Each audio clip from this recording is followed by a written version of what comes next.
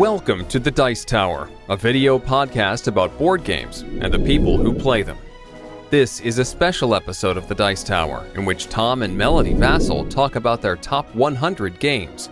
And now, here are your hosts, Tom, Melody, and Holly Vasel.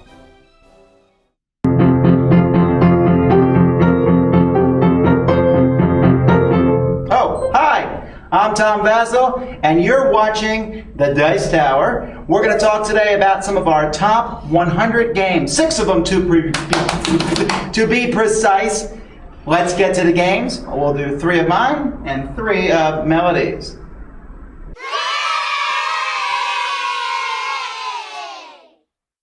I like this game because you're trying to get as many points as you can. Well, right, and you're trying to do that in many games, but in this one, you're going to be putting down a track on a board, maybe a little bit neater than our hastily thrown together track.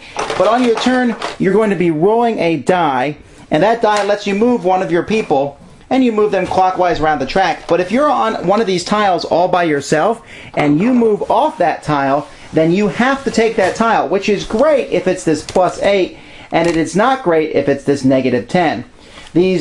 These tiles here will cancel, these lucky tiles will cancel one of your negative tiles, but there are many more negative tiles. So you're trying to get your people together and land them on the right tiles. And there's also some neutral guards that you can use to block people from, they count as a person, so you can move them onto someone else's tile to keep them from taking that tile, or to help yourself move off a tile without having to take it. The whole thing is really easy. You roll one die and you move one of your person. And as the game progresses, there will be fewer and fewer tiles on the board. And so, when we play, I like to get all the positive tiles, and Melody loves getting the negative tiles. No!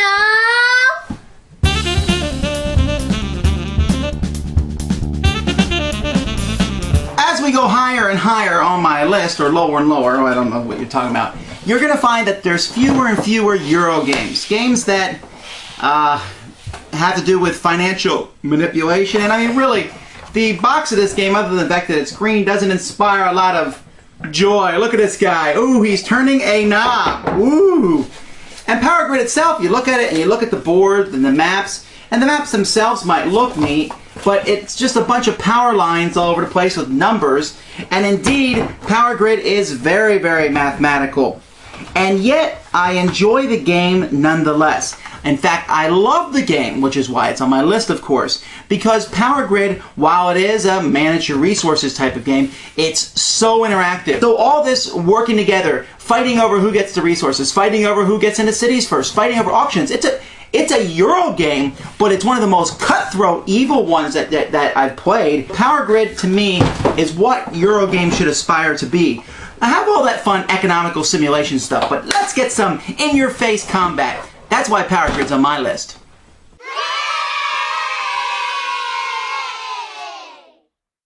I like this game because you're trying to solve little puzzle things and also saying weird words.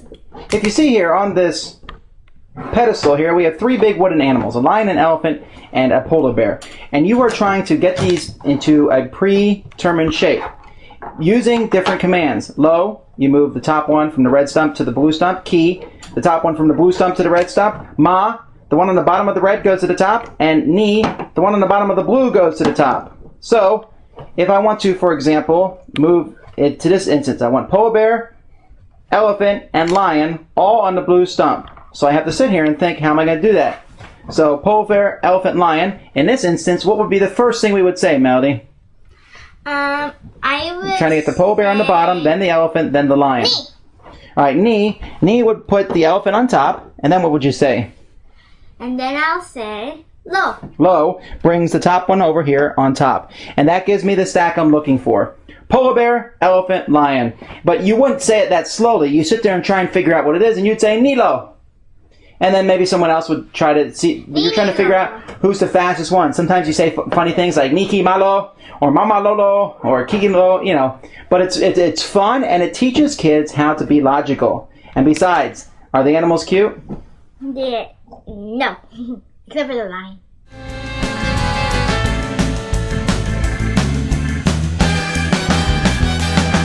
I don't have Kremlin.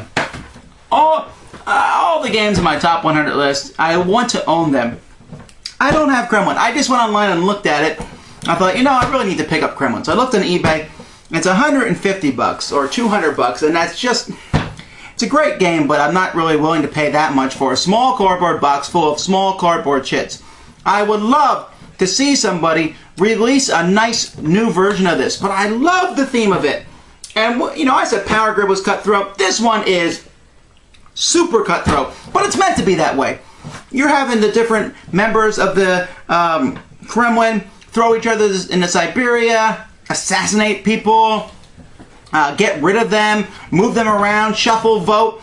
It has this very detailed step thing, and it looks like a typical Avalon Hill war game, but it's just so interesting. And you have to play with some of the variants to make it really work well, where you can spread your influence out amongst more people than the original game allowed you to make it fully work. But wow, the theme. I played this for the first time when I was 10 years old, loved it then. Wish I could have a copy today. I'm sad that I cannot show you one. And, well, it's still my top 100.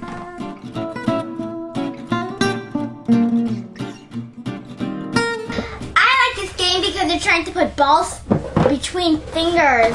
Yeah, what she's talking about here are these Nerf balls that come with the game, and each player gets a stack in his color, which you put in a ring. So you'll take your balls here, these colored balls, and you'll make a stack like this. And then, on your turn, you will be drawing a card, which, for example, this one shows the middle finger. So I need to put my middle finger, and Melody will take her middle finger, and we have to hold a ball between my middle finger and her middle finger without dropping it. And then someone else might pick one that says you need to put this between your index fingers. So now Melody will take her index finger, and I'll take my index finger, and we're holding the balls between them. But with more than 2 players, I would be holding that against someone else's finger. And you keep going, and if you ever drop one of the balls, if we mess up and the balls fall down, then we have to take them back and we get a card. And we don't want cards. You're trying never to drop them. So it's a dexterity game, and it's pretty funny when everyone has their hands in trying to hold the balls together. Is it a hard game or easy game? Hard! So why do you like it if it's hard? Because it's squishy balls. Oh, okay. And I like it because it's challenging, and it's hilarious to watch everybody using one hand, putting them in the middle there, and holding these foam balls up against one another. And I guess you can stick them in your eyes like that. Also, bonus benefit.